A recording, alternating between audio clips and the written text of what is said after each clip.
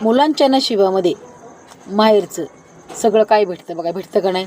त्यांच्या नशिबात आई असते, वडील असतात, घराची सगळी प्रॉपर्टी पण असते आणि मेन म्हणजे त्यांचं स्वतःचं असं हक्काचं घर पण असतं. मुलींचं तसं काय असतं का हो? मुलींचं एकदा लग्न लावून दिलं की तिला सासरचे म्हणतात लोकांची जिम्मेदारी आहे आणि माहेरचे म्हणतात ही परायधनी. म्हणजे आहे तरी नेमकी कोणतं घर स्त्रीचं, बरोबर आहे की नाही?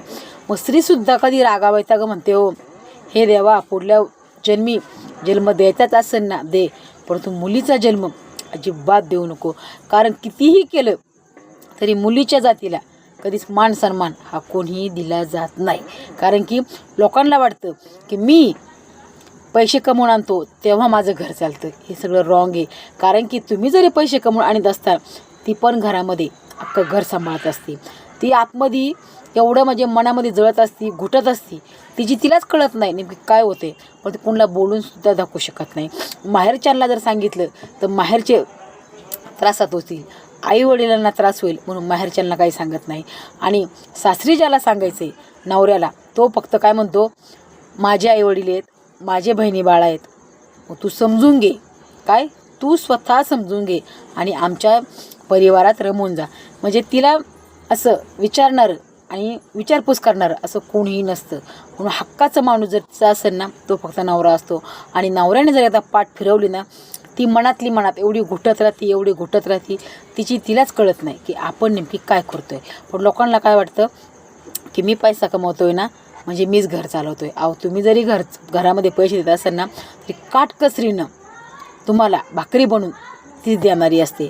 काटकसरीनं तुम्हाला जर कोणी वेगळा शब्द वापरला तर हक्काने लढण्याची क्षमता फक्त तिच्यामध्ये असते. फक्त तुम्ही एकदाच म्हणून बघा की समजा तुमच्यामध्ये काय असं तिचकसपणा आला ना बायकोमध्ये, नवऱ्यामध्ये, सासू सुनामध्ये, तर नवऱ्याने फक्त आपण सहज म्हणतो की मुलांना जर बोलले तर मुलाची कातर होत असते. तर मुलांनीसुद्धा कातर होऊन द्यायची नाही. फक्त एकच म्हणायचं, हा ही माझी आईवडील आहेत. बायकोला सांगायचं हे माझे आईवडील आहेत आणि यांच्यासाठी मी काय पण करेल, पण तूसुद्धा माझ्या जीवनाचा असा एक अविभाज्य घटक आहे तो तुझ्याशिवाय मी जगूच शकत नाही. मला ते पण हवेत आणि तू पण हवी. तू पण त्यांची अशी सेवा कर की तुला त्यांनी मुलगी मानलं पाहिजे. ह्या पद्धतीने जर नवऱ्याने जर समजून सांगितलं ना आपल्या बायकोला, तर बायको सहज म्हणेन हे माझे सासू सासरे नाही आहेत, हे माझे आई वडीलच आहेत. फक्त आपल्याला समजून सांगण्याची टॅक्ट आली पाहिजे बघा की आपण कशा पद्धतीनं रिॲक्ट व्हायला पाहिजे. आणि नंतर आईला बी सांगायचं, आई अगं मी तुझाच आहे, आजपर्यंत मला तुझ्याकडून कोणीही हिसकून घेऊ शकत नाही आणि घेणार पण नाही, मी शेवटपर्यंत तुझा आहे.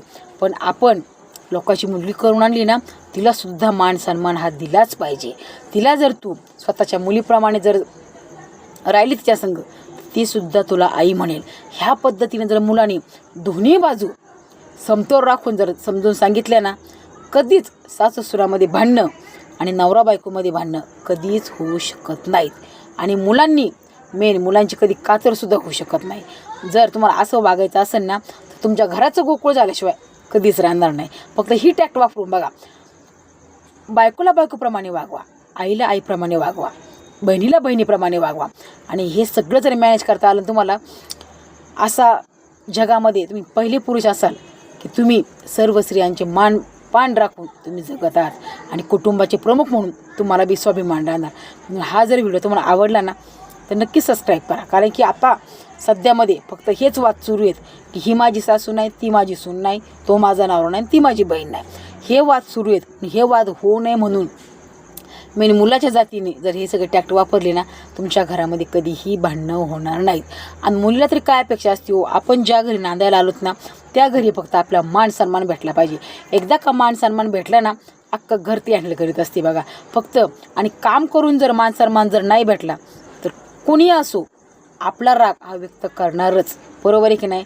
म्हणून हा जर व्हिडिओ आवडला ना नक्की सबस्क्राईब करा.